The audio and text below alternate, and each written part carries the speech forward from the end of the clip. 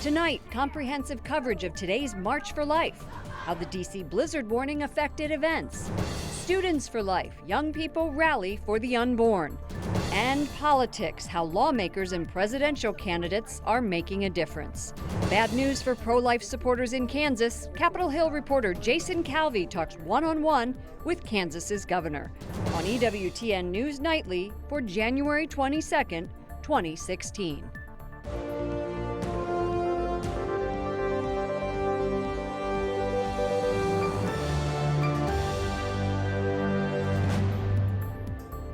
But to be here and to pray and to walk and to do all of those other aspects of that are who I am, not just my job, but who I am as a man, it was very important to me and very moving. Despite the blizzard warning, thousands of people marched for life from the National Mall to the Supreme Court. Good evening, and thank you for joining us. I'm Lauren Ashburn. Our team of correspondents and photographers hit the city starting early in the morning. Wyatt Goolsby begins our team coverage. Thousands braved the wintry weather to take part in the 43rd annual March for Life. Despite a looming blizzard on the East Coast, pro-life supporters made their presence known in the heart of the nation's capital. We need to show our Congress that we care about the laws that they're passing and that we want change in our world. From Nebraska to South Dakota and Georgia, pro-lifers from across the country managed to make it to town. Bob Pretzel's here, who else? Young people filled up on carbs and added layers to stay warm. Others came prepared in a more traditional attire. I'd say it doesn't matter how cold it is, we need to be out here supporting life, and it's basically legalized murder, which is against God's law. So I don't think it can be too cold to be out here. But it wasn't just Americans. Groups from Canada, France, and the Netherlands came to show their support. The march has become so big over here that we want to learn and learn techniques how to make the march that is existing in the Netherlands make it much bigger also, to create a pro-life movement that is as strong as in the US. The crowd reflected on the broad range of people impacted by abortion, including women who regretted their decision and men who feel they lost a chance at fatherhood. Young people here say they want their generation to take a different course. Just seeing the numbers and just how many young people really care, I think it's going to be an interesting generation to see like what our generation can do. Wyatt Goolsby, EWTN News Nightly. The Kansas Court of Appeals rules against a first-in-the-nation pro-life law today. The 7-7 split decision came down. Jason Calvi has this story. Jason. Lauren, I need to warn you, what I'm about to talk about is quite disturbing. It'll be disturbing for many. The Kansas law bans doctors from using forceps on a live baby to remove it from the womb in pieces. Kansas Governor Sam Brownback signed the law last year. And just think about what we're talking about, really. Dismemberment abortions. This is talking about taking the child apart in the womb to abort it. It is a horrific thing. It's horrific even to describe, and it should be banned. But today, the Kansas Appeals Court says that abortion ban violates the state's constitution. That means a lower court's temporary blockage of the law stays in effect. They're applying, they're turning themselves into a pretzel because these are activist judges. And not true at all that this is something required by the Kansas Constitution. And in fact, we think it's constitutional because the United States Supreme Court allowed states to outlaw partial birth abortion. The decision comes today as the National Pro-Life Religious Council awards Kansas's governor and people the National Pro-Life Recognition Award. For years, the pro-life movement has been strong in Kansas, but we've had pro-choice governors. So they would veto it or they would squash it in the system before it got going. And I said, look, you send me a pro-life bill, I'm going to sign it. And these are bipartisan bills, and they are passing with big margins. Kansas is strongly pro-life and proud to be part of it. We're proud of our governor. And we are expecting Kansas to appeal the case to the state Supreme Court. Lauren? Jason, if this was a 7-7 split, why did the abortion law still get blocked? Well, in Kansas, if there is that appellate court split, it automatically upholds the lower court decision, which is exactly what happened today. And what's the court's rationale behind this? Well, they actually cited the state constitution and particularly the discussion on liberty and particularly that each person has natural rights. Jason Calvi, thank you so much. Republican Carly Fiorina is the only presidential candidate to attend today's March for Life. She advocates the 5-month ban on abortion and says pro-abortion supporters often confront her at campaign rallies. She says she's not intimidated. She survived breast cancer and buried a child, and she knows the value of life. I would very much hope that we can finally get the Pain-Capable Unborn Child Protection Act passed and through the White House because, you know, the American people have found common ground on that issue. The majority of men, of women, of young people all agree late-term abortion after 20 weeks is wrong. So let's go take that common ground. Fiorina says she wouldn't give a dime to Planned Parenthood, but she would still fund women's health. We spoke earlier today to the woman behind the March for Life. She explains this year's theme of pro-life and pro-women going hand in hand. Joining us now is Jeanne Mancini. She is the president of the March for Life Education and Defense Fund. Thank you so much for joining us. Happy to be with you. Thanks for interviewing me. Are you happy with the way today's event has been going? Oh, you bet. I mean, look, we've marched for the past 42 years. This is the 43rd anniversary of Roe versus Wade. And yeah, we're expecting a little bit of snow here in D.C., but no sacrifice is too great when it comes to the abortion issue, to the human rights issue of today, really. You know, it's really cold here in Washington, D.C., and I brought a rose here because that, to me, has always been the symbol of right to life and of the pro-life movement. But I haven't seen a lot of roses today. Well, be sure to look closely at our backdrop on the stage as the speakers are speaking throughout the rally, because we have our official March for Life logo, which has always been a rose. And our logo now, which was updated a few years ago, has a mom with a baby inside. So it's very beautiful and worked very well with our theme this year, which is pro-life and pro-woman go hand in hand. Tell us about that. How did you come to that theme? Well, we see the March for Life as an opportunity to educate the pro-life community and really all of America on some of the most cutting-edge issues, on the things that need the most education, so to speak. And in this election year, we're going to be hearing a whole lot in terms of the false war on women messages. You know, we hear a lot that to be pro-woman, you have to be pro-choice, and nothing could be further from the truth. Our theme this year is... Do you think that this, because of the storm and because Congress is out, the federal government is shut down, do you think you're going to have the impact with politicians that you've had in years past? Absolutely. We will have a few politicians speaking, as we always do, but the March for Life is much bigger than just a political thing. We have cultural speakers here, religious speakers, etc. We also have, even though we're not a political or an electioneering organization, we're excited to have Carly Fiorina speaking in just a few minutes here. Thank you so much, Jeanne Mancini, the president of the March for Life Education and Defense Fund. Thanks for having me. While there's no March for Life in Rome or other cities today, in Europe the pro-life movement is growing. And our Rome producer, Mary Shovlin, joins us now. Mary, big day here in Washington with the March for Life. Do you see things like this playing out in Italy? We do, Lauren. In fact, Italy's had its own March for Life for the past few years. It takes place here in Rome, and each year it has grown exponentially by the tens of thousands. That shows that Italy, being a Catholic majority country, is standing up for Catholic family values. What about in the rest of Europe? Is it a part of the political debate? You know, Western Europe is becoming increasingly secularized, so much so that the abortion question, unfortunately, is not even being up for debate anymore. It's not even being considered as something to be debated. But we've had a groundswell of grassroots pro-life movements in Western Europe and here in Italy, and that is due in large part to events that take place in the U.S., like the March for Life. We see pro-life activists coming over to Europe to train Europeans in the pro-life movement how to get their message across, especially to legislators. What does Pope Francis say on the right to life? Has he said anything today, or about marriage? He didn't address the March for Life specifically, even though we know he tweeted about it last year, offering his support, and of course we know it's in his prayers. But today he did address the Roman Rota, which is the Vatican Supreme Court, and it was all about marriage and family, because remember, the Vatican's court deals with a lot of these annulment cases.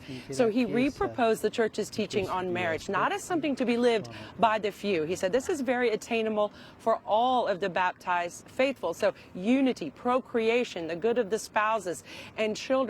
And of course, he pointed out very pointedly that marriage is between a man and a woman. You know, in this modern debate, we know that he was addressing. Mary Shovlin reporting from Rome. Thank you so much. Have a great weekend. You too.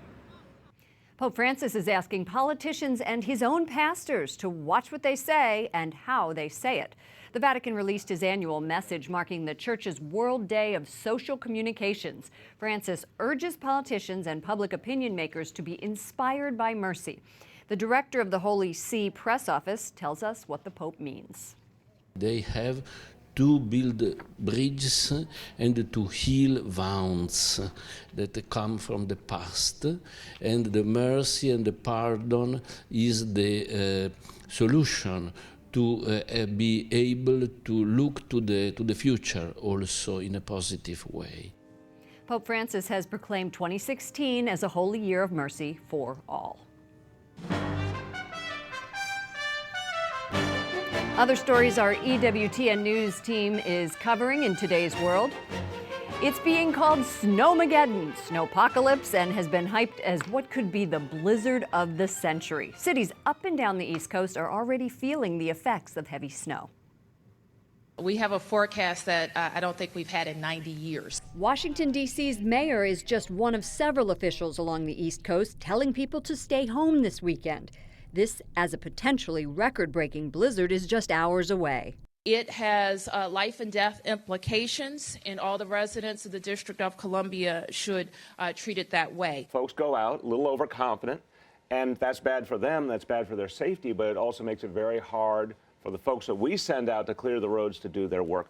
The National Weather Service predicts up to 2.5 feet of snow will fall in some areas before Sunday, along with heavy winds that could bring down trees and power lines. Some 75 million people are in the storm's path. 30 million of them are facing blizzard conditions. 3 states and Washington, D.C. have declared a state of emergency. From the Carolinas to New England, schools, businesses, and even the government are closing early to get people home. But the ride may be treacherous, as snow has already started to accumulate in the southeast. North Carolina has seen several fatal accidents due to the snow and ice. We're asking everyone to please be very careful, stay off the roads if you don't need to be on the roads, and spend some time with your family. Meanwhile, long lines are forming at airports as travelers struggle to get ahead of the storm. At least 5,000 flights have been canceled, including all Saturday flights at some airports. Due to the blizzard, 2 bishops in the Washington, D.C. area are granting permission for parishioners to stay home from Mass on Sunday. Both encourage Catholics who can't make it to church to watch a televised Mass. EWTN's Mass can be viewed Sunday at 8 a.m. Eastern Time. Coming up, the future of the pro-life movement. Meet some of the students at today's rally. And Representative Chris Smith describes the pro-life movement in Congress.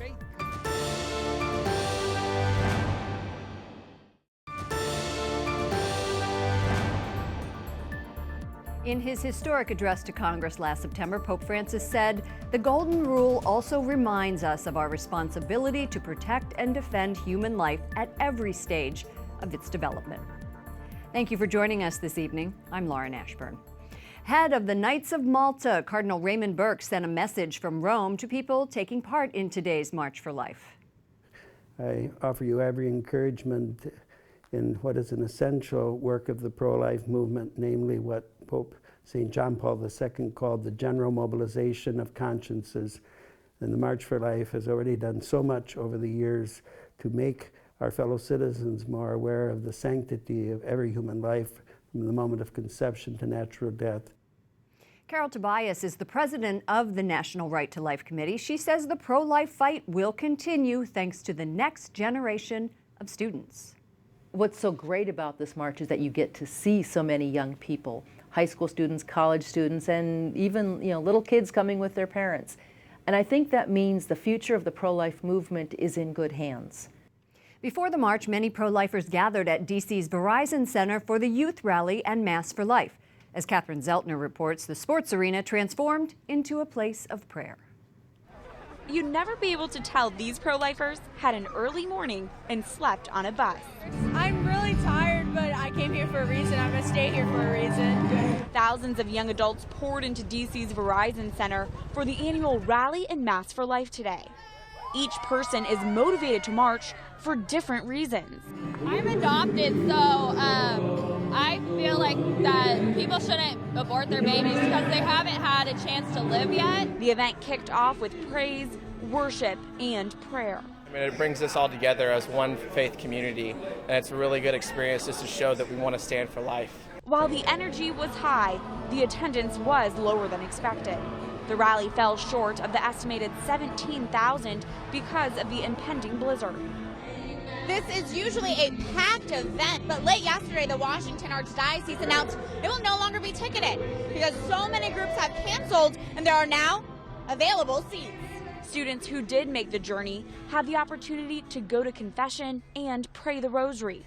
But the main event was Holy Mass. Let us pray. DC's Cardinal Wuerl says it's the Eucharist that equips these pro-lifers.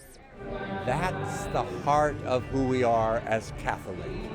The recognition that Jesus is risen, Jesus is with us, and we're his disciples.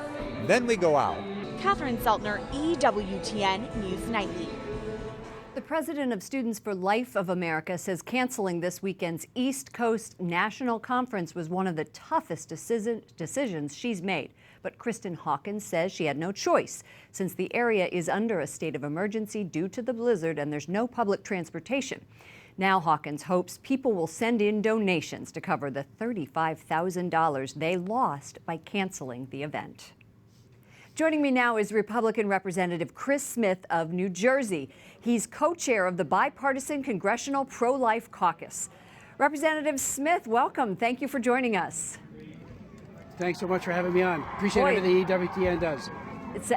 Well, you're welcome. You know, it sounds like quite a robust cause. We were talking earlier, you said you have been fighting this cause for 43 years and in Congress for 36 years.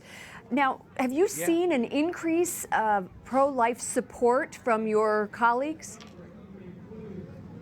I've seen a demonstrable positive change over the years, especially in the last couple of years, despite the White House being a wholly owned subsidiary of Planned Parenthood. We got the abortion president, Barack Obama, but the idealists, the faith-committed pro-lifers that are winning elections, mostly on the Republican side. I wish it was Democrat too. There are only two senators, right? They believe, only two Democratic senators. I know, and only 3 House members. But we have more House members and Senate members than ever. And we're seeing in the states, 282 pro-life laws have been enacted since 2010, so 5 years, or a little over 5 years. That's a record. There is a surge that has been missed by so many in the media, but people are increasingly becoming pro-life, particularly the millennials, and the polls show it. Can you briefly update us on the status of the bill to defund Planned Parenthood and also on the 20-week abortion ban? Sure. What we call a reconciliation bill, which got passed House and Senate with majorities, was vetoed by Barack Obama. That bill will be up next week, and it defunds Planned Parenthood. It also gets rid of most of Obamacare. And one of the biggest lies of the last year was when President Obama said that he would not support funding in his health care plan for abortion, and yet over 1,000 health plans, insurance plans, subsidize abortion on demand. So, sleight of hand, art of misdirection, or big lie. The bottom line is that babies are being killed through Obamacare, and this legislation has that twin effort to pretty much scrap Obamacare and defund Planned Parenthood. And let's not forget, Planned Parenthood, gets about $500 million in taxpayer funds every year. They have killed over 7 million babies in their clinics, and they've been exposed time and again by undercover videos for promoting sex trafficking and all of these other terrible things, including procuring babies' organs. Well, Representative Chris Smith of New Jersey, thank you so much for joining us. Thank you very much.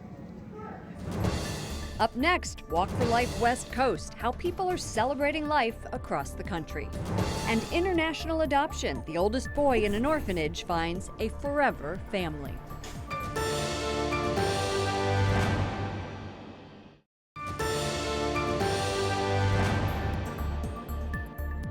Our EWTN social media staff asked followers to send in pictures using the Why We March hashtag. Our page filled with hundreds of photos of ultrasounds, pregnant mothers, infants, and children. Log on to EWTN's Facebook page to read the compelling stories. Thank you for joining us on this National March for Life Day. I'm Lauren Ashburn. Tomorrow, pro-lifers on the West Coast take to the streets of San Francisco. The West Coast Walk is now in its 12th year. Organizers tell us it's grown from 7,500 walkers the first year to 50,000 last year, and even more are expected this year. Co-chair Eva Montaigne says the event reaches out to minorities targeted by Planned Parenthood. The Black population is getting aborted at a greater rate than any other. And then Hispanics are very much targeted here in California. And so we thought that we really needed to bring them on board, speak to them directly, make sure that they know that they're involved and that we care, make sure they know that we have resources for them. We'll have complete coverage of tomorrow's West Coast Walk for Life starting at 2:30 p.m. Eastern. Los Angeles has its own event, which we will cover beginning at 5 p.m. Eastern. Pope Francis has been a leader in bringing the church into the world of social media. He has 8 million Twitter followers. Now it seems he's expanding his reach into the technology space. Apple CEO Tim Cook visited him at the Vatican earlier today. Cook handed the Pope a check, but it's not clear what the donation was for. He met with the head of Google last week. One way people can support life from conception to natural death is through adoption. Meet 9-year-old Jaja, who was without a family until an American couple stepped in. The Wilsons have been waiting almost a year to make the 6,600-mile journey from Kansas City to Beijing. The boy they're about to meet has been waiting his whole life. Jaja is the oldest orphan in a Chinese foster home for children with disabilities. Another family broke their promise to adopt him. It's okay. Jaja is desperate for parents of his own. He's a rock star. Brian and Jerry Wilson had been trying for months to adopt him, but they needed $38,000, money they didn't have. Right after the story aired, I think it was 8 o'clock that night, we met our goal. Donations came from all over the world. 5 more months of paperwork, and they finally meet their son. And as soon as he looked at us, he smiled. Within minutes, crucial bonding begins. Jaja's 3 older sisters in Missouri are busy preparing his new room. We can't wait for him to get here. The Wilsons, both 50, say their Christian faith led them to make this life-changing choice. It's like he's already been a part of our family forever. Jaja leaves the only family he's ever known. To the other orphans, he was like a big brother. To the volunteers, like a son. Many will never see him again. We know he loves you guys, and he's going to miss you. When it's time to say goodbye, there are happy tears, but it doesn't make this any easier. Soon, Jaja begins his new life in Kansas City with a new American name, Jason Jaja Wilson, as the other orphans wait and hope that someday their parents will come and take them home. Jaja's new mother believes his birth mother did not abandon him. She saved him. For the EWTN News Nightly team, I'm Lauren Ashburn. We leave you tonight with more images from the March for Life. Good night, and God bless.